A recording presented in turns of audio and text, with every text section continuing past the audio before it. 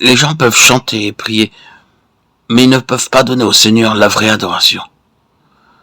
Dans beaucoup d'endroits, très peu l'adorent. Beaucoup de croyants trouvent que c'est très dur de s'agenouiller pour la prière. Ils s'assoient et prient. Ils disent que le Seigneur regarde au cœur et pas à nos genoux. C'est partout la même chose. Les hommes s'inclinent devant un grand de ce monde et l'honorent, mais pas devant le Seigneur Jésus. Les deux choses sont nécessaires et conformes à la parole, comme nous le voyons en divers endroits des Écritures, Romains 15, 11 et Philippiens 2, 10, afin qu'au nom de Jésus tout genou fléchisse dans les cieux, sur la terre et sous la terre, Actes 20, 36 et Actes 21, 5. Nous nous mîmes à genoux sur le rivage et nous priâmes, de même au psaume 95, 6, 1 Roi 8, 54 et aussi Esdras 9, 5, et dans beaucoup d'autres versets de la Bible.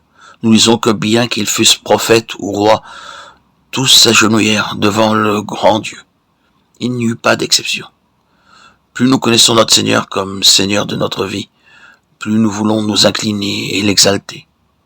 L'humble adoration et la piété seront réelles dans nos cœurs, si nous nous inclinons aussi bien physiquement que spirituellement. Nous devons être humbles, zélés et pleins d'adoration. Cela nous amènera à croître aussi bien dans la famille que dans l'Église. S'il n'y a pas de réelle adoration, il n'y a pas de croissance réelle. Bien des fois, nous avons de bons sermons, de bonnes études bibliques et de bons cantiques, mais sans beaucoup de piété ou de réelle adoration. C'est pourquoi les gens restent stériles. Il y a 5 principes divins simples pour une vie triomphante, un foyer heureux et une église vivante. Premièrement, nous devons aller vers lui pour chaque chose, lui demander son approbation pour tous nos plans. Deuxièmement, nous devons chercher quotidiennement à nous approprier la puissance de la résurrection pour tous nos besoins, nos problèmes et nos épreuves. Troisièmement, nous devons avoir la communion fraternelle et être soumis à la parole de Dieu. Quatrièmement, nous devons servir joyeusement. Et enfin, cinquièmement, nous devons avoir une piété sincère et adorer avec humilité et reconnaissance.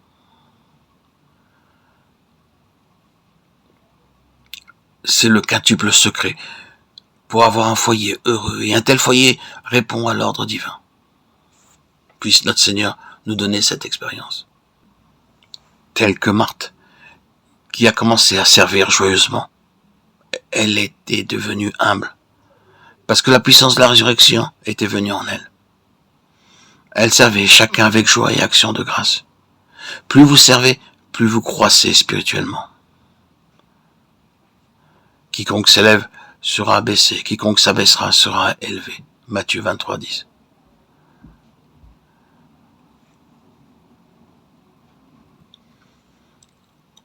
Pour une vie triomphante, une maison heureuse et une église vivante, un joyeux service est nécessaire. Plus nous servons les autres, plus nous recevons de joie.